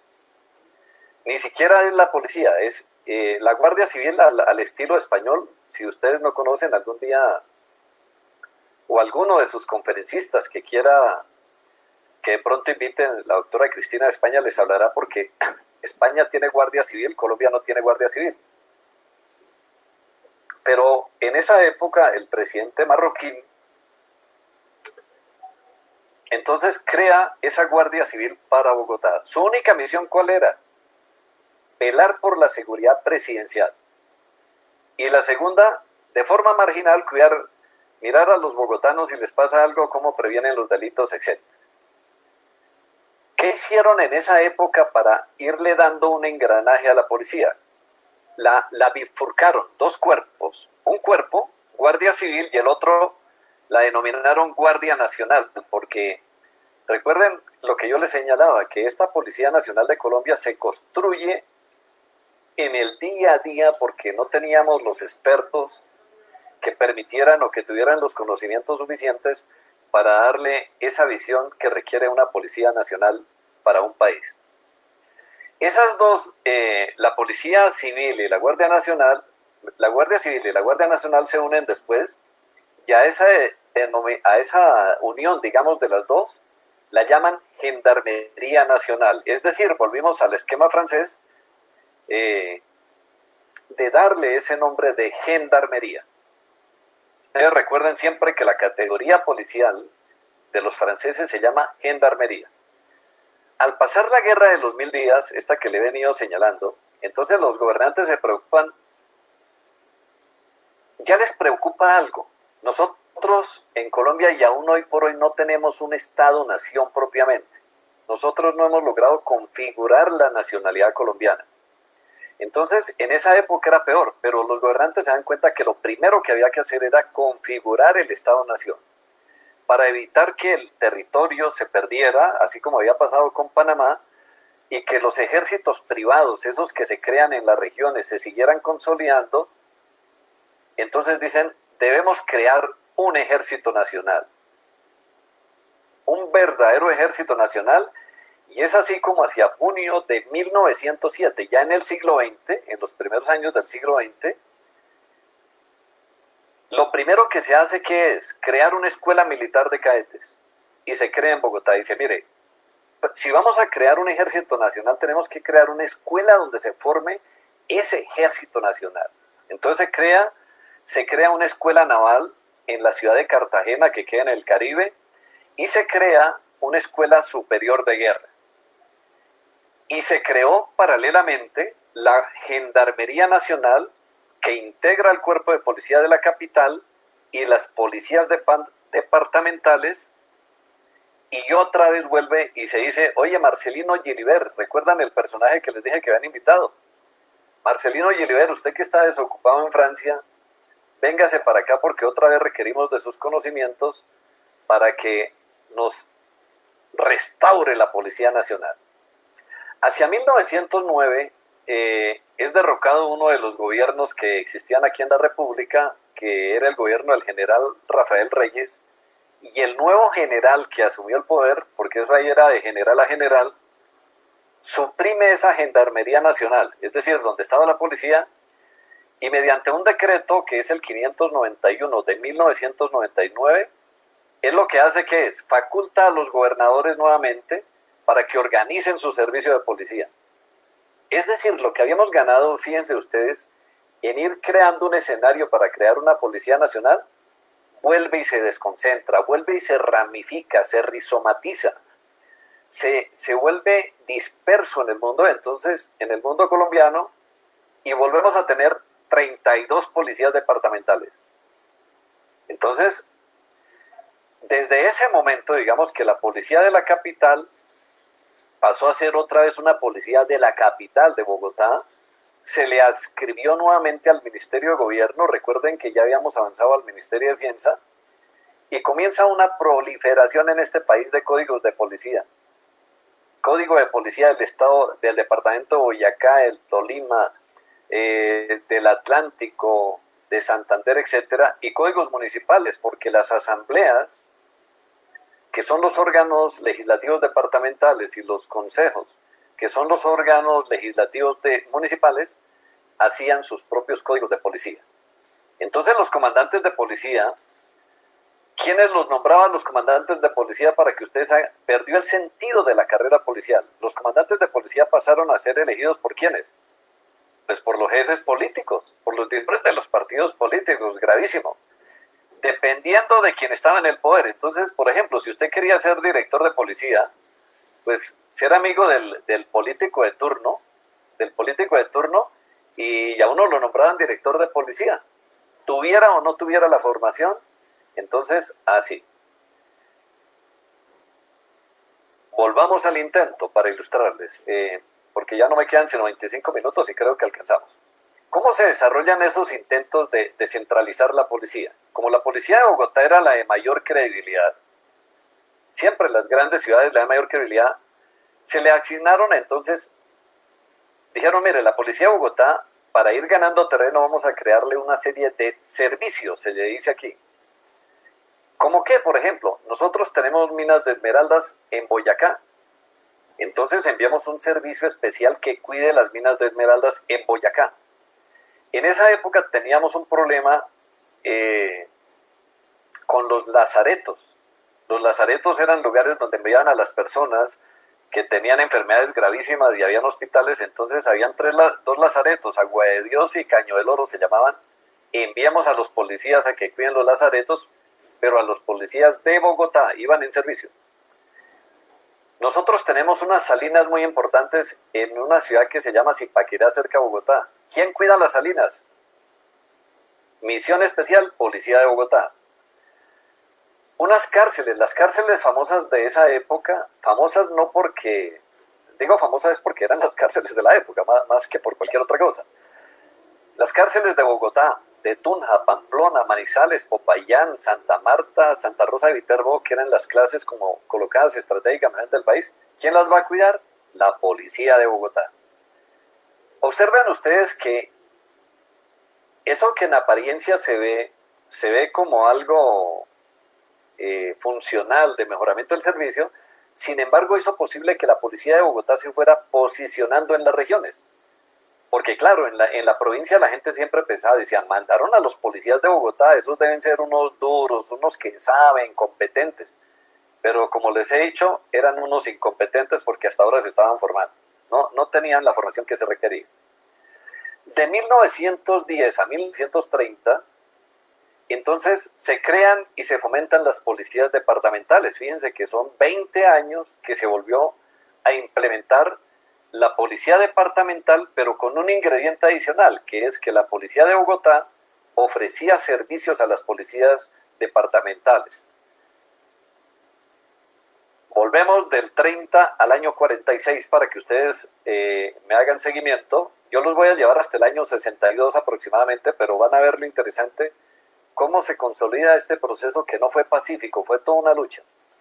De 1930 a 1946, en este periodo entonces los nuevos gobernantes, porque eran esos periodos que le defino eran hegemónicos. Primero los liberales de 1910 a 1930. Viene lo que se llama la República Liberal, que es de 1930 a 1946. Pero en este periodo, los políticos de entonces procuran que se haga un diagnóstico de qué está pasando con la policía. Y se dan cuenta de lo siguiente. Detectan una serie de cosas. Se dan cuenta de lo siguiente. Lo primero, se dan cuenta que existía un cuerpo de policía de la capital llamado Policía Nacional o Policía Nacional de Bogotá. Y ustedes me dirán, pero ¿qué importancia tiene eso? Pues tiene importancia es porque como antes los políticos estaban en sus regiones armados, luchando, defendiendo sus policías, pues no habían tenido la oportunidad de como ver que en Bogotá había una policía que incipientemente, pero que ya tenía un carácter de nacional. Y eso en el imaginario colectivo y político y de impacto tiene una importancia, mis queridos amigos, porque ya se dan cuenta que el carácter nacional estaba en la capital de la República, en una institución que se denominaba a sí misma Cuerpo de Policía Nacional o Policía Nacional de Bogotá. Segundo, se dieron cuenta también que a este cuerpo de policía se le asignaron unos servicios en otras regiones del país y que eso había sido exitoso. Es decir, los escenarios anteriores que les mostré, donde la policía iba a las regiones, en las regiones respetaban la policía de Bogotá. Y fíjense ustedes que la autoritas que adquiere un policía se gana por formación, capacitación, conocimiento, y eso parece que incidió en la época porque la gente detestaba a la policía de las regiones. ¿Por qué la detestaba? Porque sabían que el político X era el que administraba la policía, entonces la confianza de la ciudadanía se perdió en las regiones. Y el policía de Bogotá, en cierta medida, jugó el rol como de darle transparencia, imparcialidad, y eso permitió un escenario diferente. En tercer lugar, la mayoría de los cuerpos de policía, departamentales y municipales, dijeron la clase política que pasen a depender del presupuesto nacional y mantengámosles determinada autonomía, porque al mantener el presupuesto controlado, garantizaba que las policías pudieran sostenerse con el carácter de permanente, que era lo que no pasaba porque si se acababa el presupuesto, pues se acababa la policía.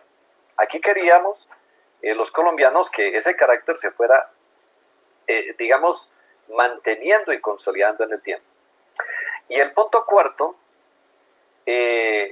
podemos decir que siguieron existiendo los cuerpos de policía departamentales y municipales no nacionalizados.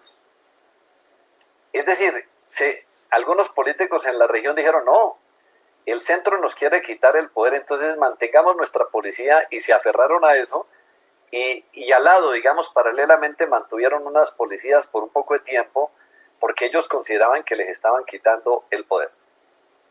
¿Qué se detectó? Se detectó en ese escenario de tener una policía de Bogotá fuerte, con servicios regionales, unas policías departamentales nacionalizadas que ya manejaban presupuesto en la nación, unas policías departamentales no nacionalizadas, pero ¿eso qué generó? Ustedes entenderán, y yo coloco el ejemplo como en el caso de México. ¿Quién es más importante, un policía federal o un policía del estado de Morelos? ¿Quién tiene prelación? En el caso de Colombia, eso generó problemas porque, claro, los policías departamentales recibían dinero de la nación y ellos decían, pues yo tengo el mismo poder que el policía de Bogotá. Entonces, ¿quién tiene más importancia? Pero la clase política se dio cuenta que ese problema era un problema y había que resolverlo como problema que es. Y a raíz de eso los gobiernos de turno entonces trataron de asimilar la Policía Nacional de Bogotá al Ejército Nacional, que era el que gozaba de más prestigio, para hacer lo siguiente.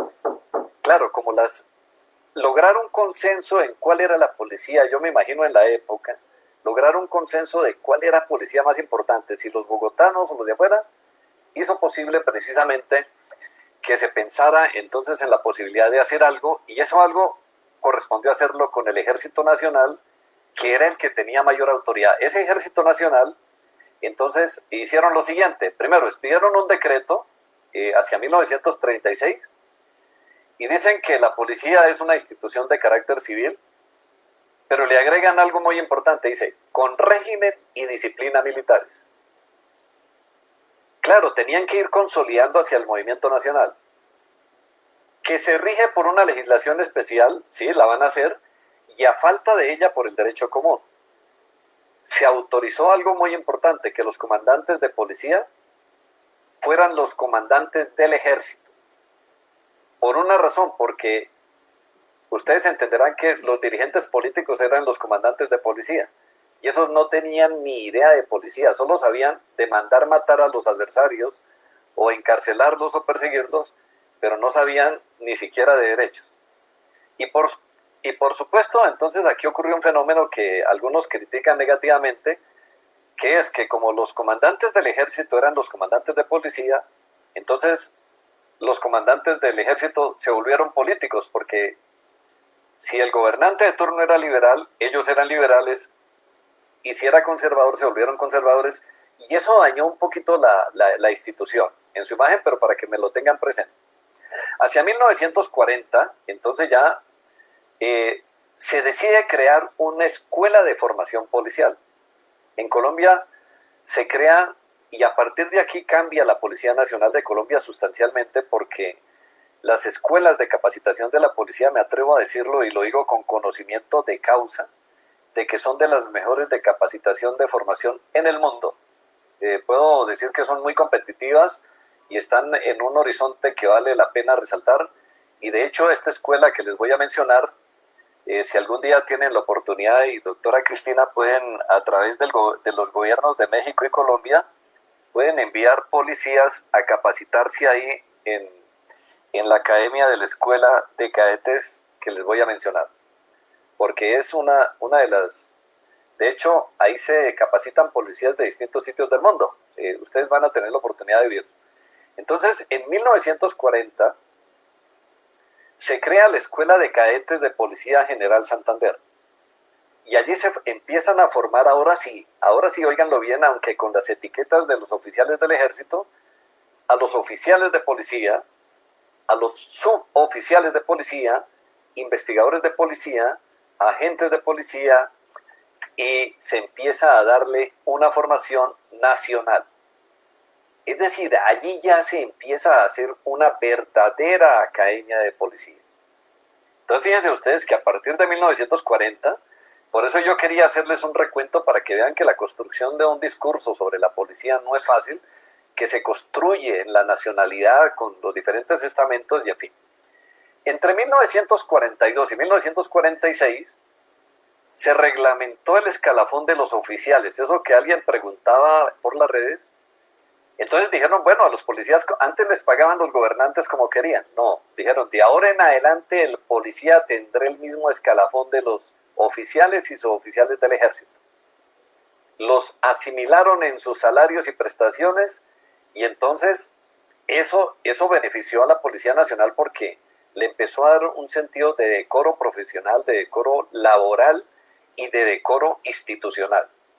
Algunos hablaban en esa época de un segundo ejército.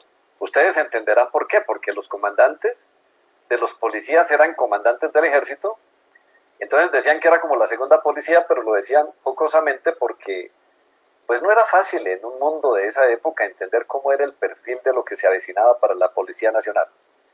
Entonces, esta policía también se le decía que era segundo ejército porque funcionarios oficiales del ejército ingresaban a la policía, los soldados que prestaban el servicio militar obligatorio una vez que salían del ejército tenían preferencia para ingresar a la Policía Nacional.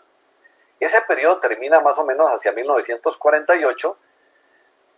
Si algún día tienen la oportunidad de venir a Bogotá, Bogotá tuvo una crisis muy profunda en ese año porque se produjo un fenómeno que se conoció como el Bogotazo, y en ese Bogotazo casi acaban la ciudad y la policía se enfrentó con los ciudadanos, pero la policía terminó asumiendo de manera directa en los desmanes porque se consideraba que era liberal, entonces defendiendo al líder muerto, los que estaban en el poder eran conservadores, otros policías conservadores. Y desde esa época, en el año 48, ocurrió un fenómeno muy importante. El gobierno nacional decidió acabar con la Policía Nacional. Licenció a todos porque habían tomado partido político y digamos que le dio al ejército el control por un poco de tiempo, el orden público en la capital y por supuesto en el país. Hacia 1948, una vez que ya se había controlado un poco el orden público, el gobierno expide el decreto 1403 del año 48 y deciden que el gobierno y el director de la policía que sobrevivía deberían proceder a dar de baja a todo el personal uniformado de la institución. Y se plantearon las siguientes cosas. Lo primero, dimos de baja a todos los policías porque habían tomado partido, o liberales o conservadores, y se enfrentaron con las armas a machete como pudieron. Dijeron, mire, vamos a reorganizar la Policía Nacional, vamos a organizar un cuerpo, vamos a proyectarla como una institución técnica ajena a toda actividad política, vamos a crear un policía profesional, y en esta oportunidad dijimos, no vamos a acudir a los pinches franceses, sino vamos a acudir a los pinches ingleses.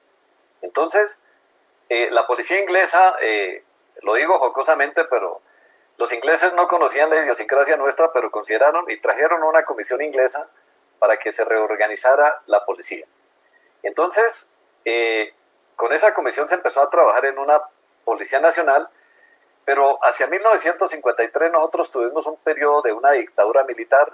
Es una dictadura entre comillas. Colombia no ha tenido problemas de dictaduras militares fuertes como las de América Latina o como la historia que ustedes tuvieron con el ilustre Porfirio Díaz. Nosotros no tuvimos dictaduras de ese perfil, pero sin embargo de 1953 a 1957 tuvimos una dictadura militar que termina con la creación de lo que se llamó el Frente Nacional, que fue un acuerdo de los partidos políticos de Seitz y Bernidor en diciembre de 1959, y allí entonces se expide una ley 193. No teníamos una policía organizada, solo el ejército controlaba, y en 1959 se dispuso algo que significa una historicidad en la policía. Se dice que la nación colombiana desde el 1 de enero de 1960, oíganlo bien, desde el 1 de enero de 1960, tendrá a su cargo una policía nacional. Entonces, la debe sostener, dotar, pagarle los sueldos a la policía en todo el territorio de la República. Fíjense el avance significativo. Aquí ya se hace a través de una ley que dice, para toda la República habrá una Policía Nacional, con cargo a la nación, su sostenimiento, su dotación, sus salarios, para evitar que se siga regionalizando y manejando de esa manera. Entonces se asumió de esa manera, y desde el 1 de junio de 1962 podemos decir que se acabaron definitivamente las policías departamentales y municipales, y Colombia entró en el escenario de la Policía Nacional de Colombia. Si ustedes me preguntan, es una policía joven. Sin embargo, aquí decimos que tenemos más de 100 y pico años, pero la verdadera Policía Nacional, tal y cual la conocen hoy en día hasta el presente, nace el 1 de enero de 1962. ¿Cuáles son esas características de la Policía Nacional para ya ir terminando? Yo creo que en los 8 minutos que me quedan alcanzo. ¿Cuáles son las características de la Policía Nacional de Colombia? Primero, crear un único cuerpo de policía. Lo que ustedes en México trataron de implementar, el famoso mando único. Un único cuerpo de policía. Gústele al que le guste, cuádrele al que le cuadre. Toda la clase política llegó al consenso de que era lo mejor para el país, y en mi opinión fue lo mejor que pudieron hacer. Funciones. ¿Qué funciones tendrá esa Policía Nacional de Colombia? El control del orden público interno en todo el país. Eso es muy importante que ustedes lo tengan en cuenta. Es el control del orden público interno. El ejército no tiene por qué, ni la fuerza pública, los militares no tienen por qué meterse en el control del orden público interno. Si la policía no es capaz de controlar el orden público interno, por favor renuncien a sus cargos.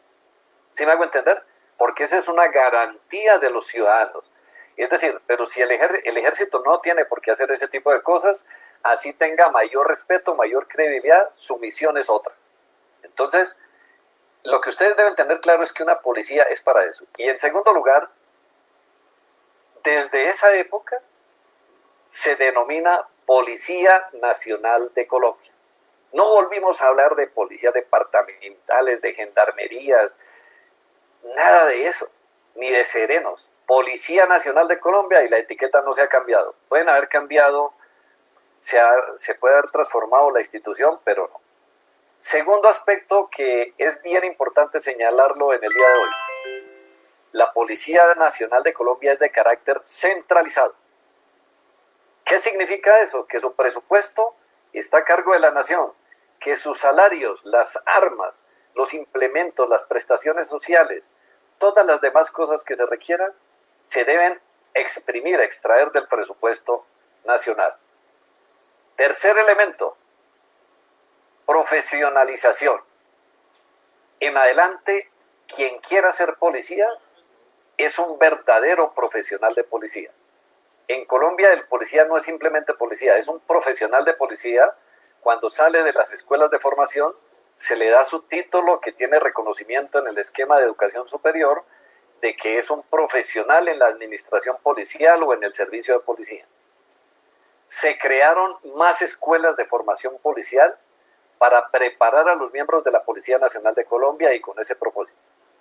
Y les puedo relatar que desde el año 1962 hasta 1975 se crearon 11 escuelas distribuidas en distintos sitios del país para formar ese nuevo escenario policial, y se crearon algunos servicios especiales. Por ejemplo, nuestro país es muy rural, entonces se crearon los carabineros. Los carabineros son los que van en caballo, controlan la seguridad en el campo, ayudan a la gente, y los agentes de policía se empezaron a capacitar.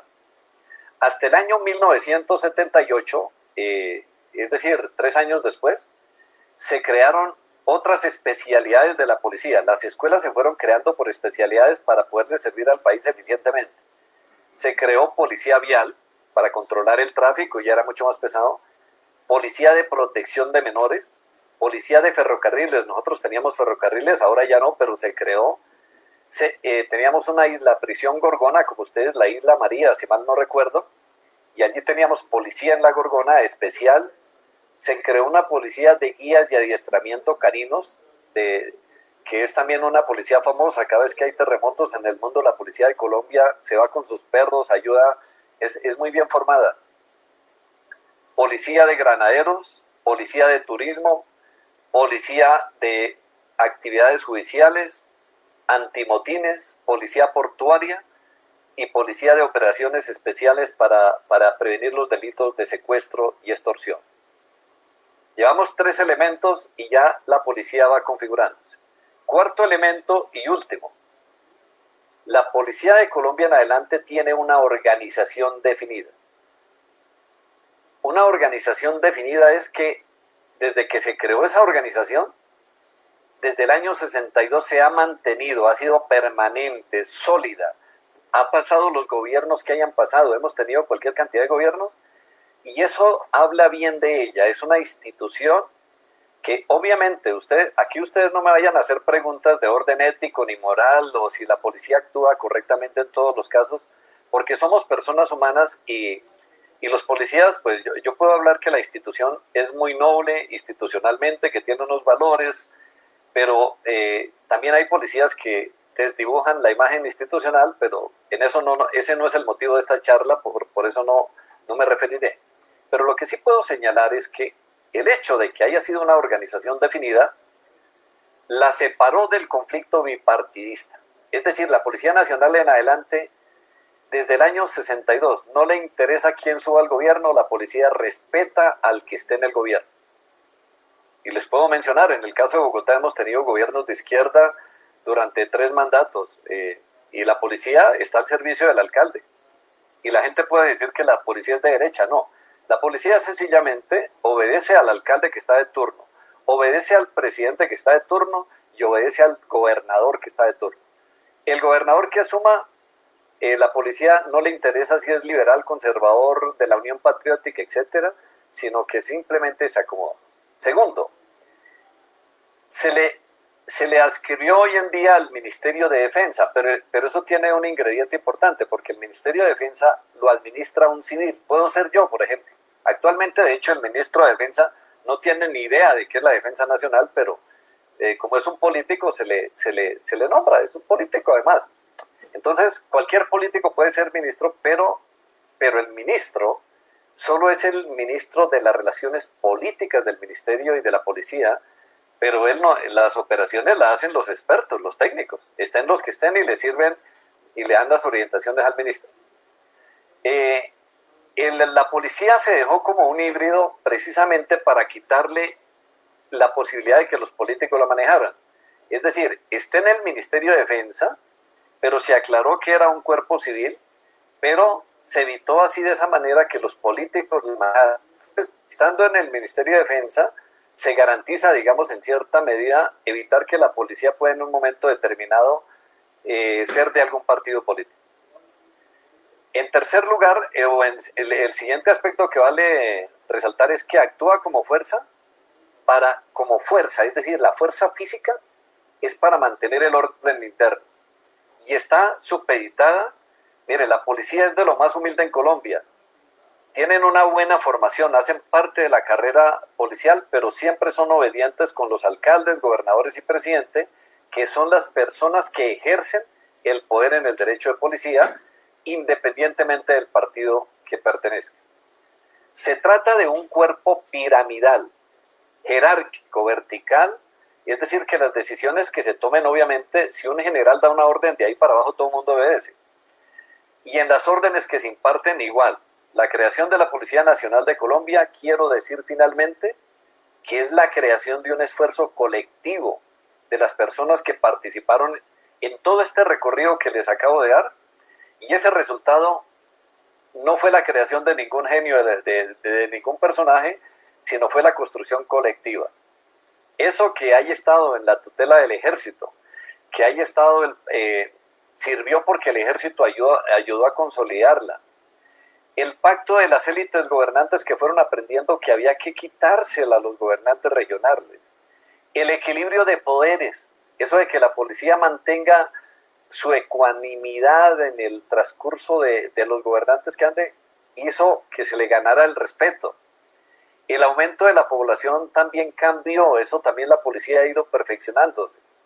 Las transformaciones económicas y sociales han permitido grandes avances en la policía, y hoy podemos decir, concluyendo finalmente, que tenemos 26 escuelas de formación policial en todo el país, donde los policías se forman no solo en derechos humanos, en formación básica, en valores, en aspectos psicológicos, operacionales, y permite hablar de una institución que creció, una institución que es fuerte, y que un colombiano gobernante que sepa que es la institución, ni se le ocurre cambiarla ni transformarla fácilmente.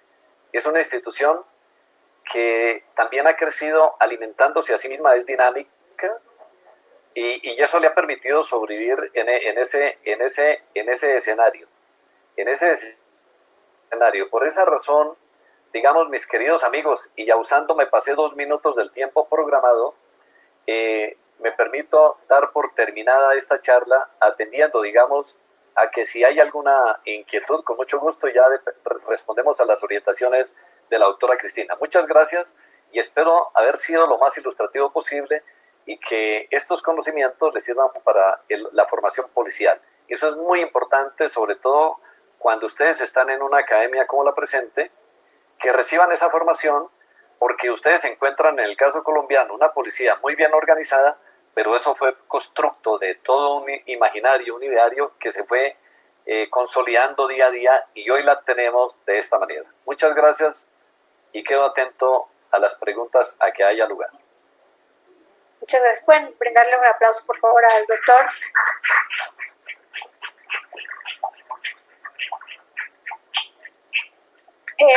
Por cuestiones de tiempo, no voy a darle oportunidad a que hagamos preguntas, pero seguramente si tienen algunas, podamos irlas formulando y pedirle al doctor que las vaya respondiendo en los próximos días o en el transcurso del día.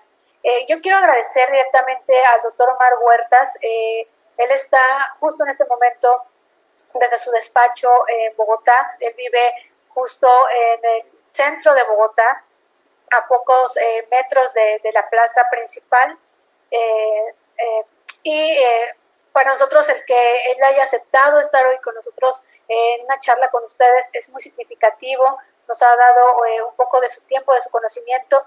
Creo que ha hecho de una manera extraordinaria y maratónica tener que resumir cómo nace, cómo surge la Policía Nacional de Colombia en tan solo 2 horas. Si ustedes van siguiendo como el orden cronológico, es impresionante.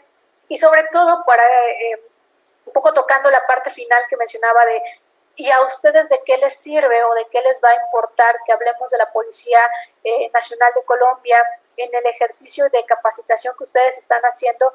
Creo que es muy interesante desde la perspectiva de por qué de pronto nuestro sistema de seguridad pública o policial no tiene los avances, no tiene, digamos, las condiciones que quizá otros países tienen ya formulado o tienen ya con bases o cimientos mucho más sólidos, en el entendido de que aquí en México todavía seguimos jugando con las transformaciones y la adopción de distintas figuras de seguridad pública, llámese Guardia Nacional, que es el ejemplo que en México tenemos justo ahora, que estamos mutando a un sistema de Guardia Nacional que ha tenido también muchas dificultades desde su consolidación y desde si tendría un mando civil o militar, etc., e incluso aquí en Morelos, que también hemos tenido nuestros propios ejercicios de figuras distintas. Como lo decía el doctor, es un ejercicio que no se consigue de forma rápida, que requiere no solamente el llamado de los cuerpos de seguridad, sino también que las distintas partes que tienen injerencia en esta toma de decisiones se pongan de acuerdo. E implica también muchos años de una organización bastante sólida, centrada en una visión en específico de qué queremos tener como policía, pero esencialmente algo que también es muy valioso, el tema de la profesionalización. Como para fundamentar una buena policía, para sentar bases de una buena policía, necesitamos de una buena academia y de una buena formación, porque sin eso, entonces, no tenemos cuerpos de seguridad idóneos, eficaces o con los conocimientos necesarios para cumplir los requerimientos que la ciudadanía requiere.